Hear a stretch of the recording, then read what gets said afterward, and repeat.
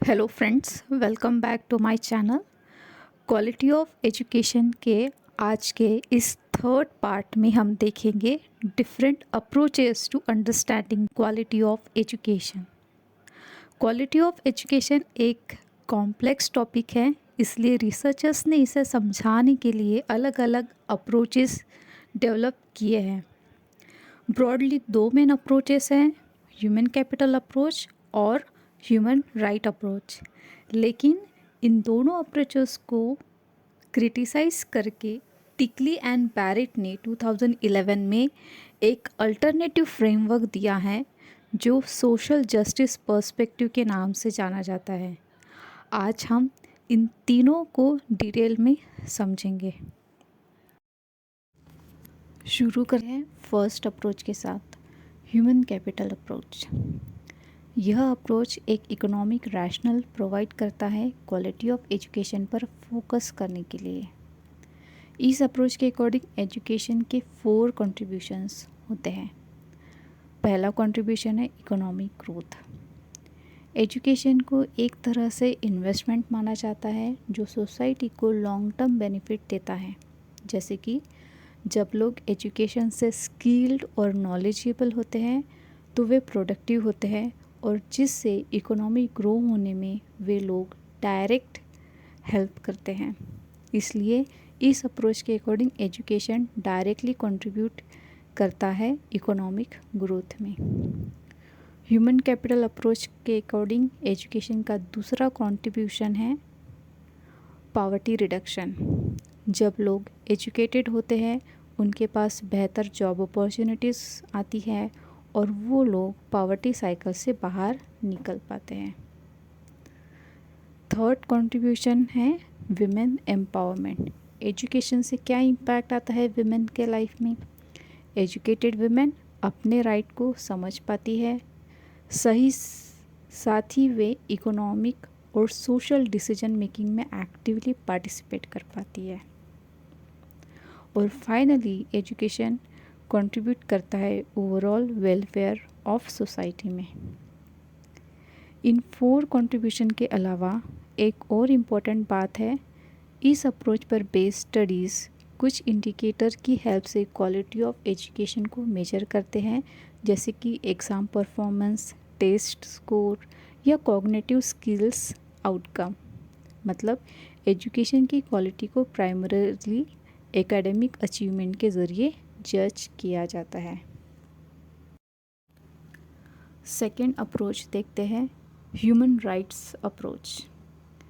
यह अप्रोच कहता है कि education is not just an economic tool बल्कि एक फंडामेंटल राइट है और यह राइट इनडिविजिबल है, मतलब इसे बाकी डेवलपमेंट राइट्स से अलग नहीं किया जा सकता।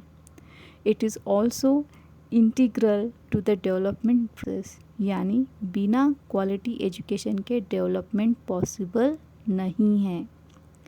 इसके अलावा यह अप्रोच लर्नर सेंट्रिक टीचिंग पर जोर देता है, मतलब स्टूडेंट को सेंटर में रखकर उनकी नीड और एबिलिटीज़ के हिसाब से टीचिंग डिज़ाइन की जाए।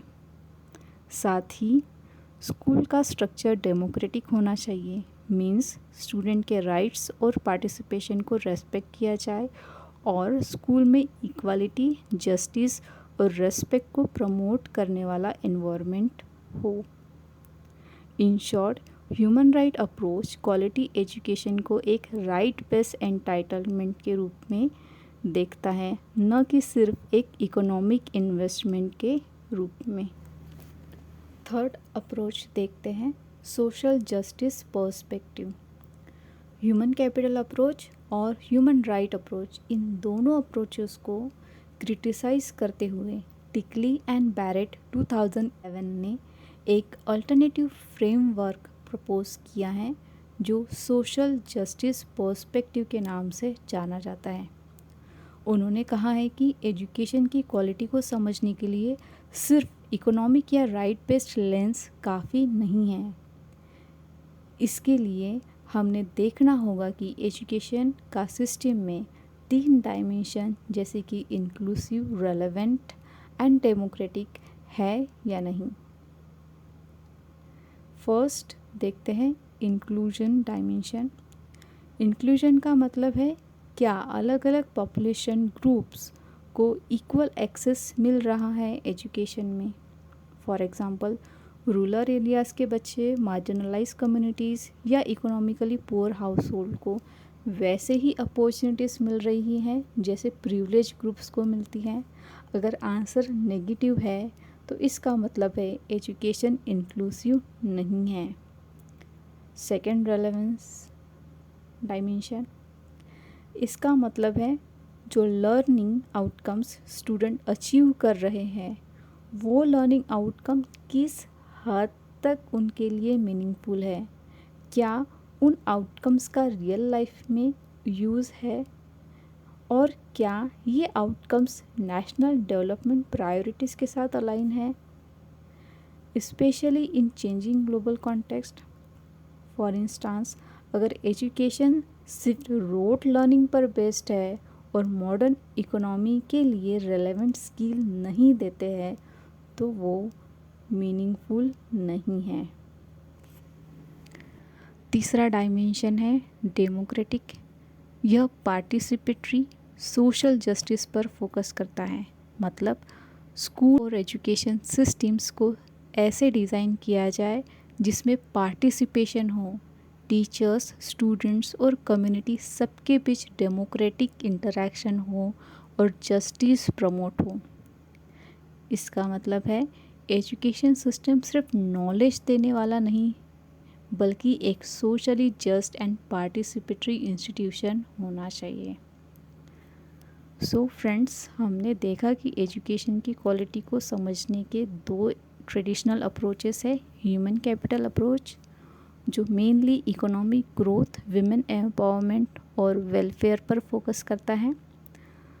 दूसरा है ह्यूमन राइट अप्रोच जो एजुकेशन को एक इनडिविजिबल एंड फंडामेंटल राइट के रूप में देखता है।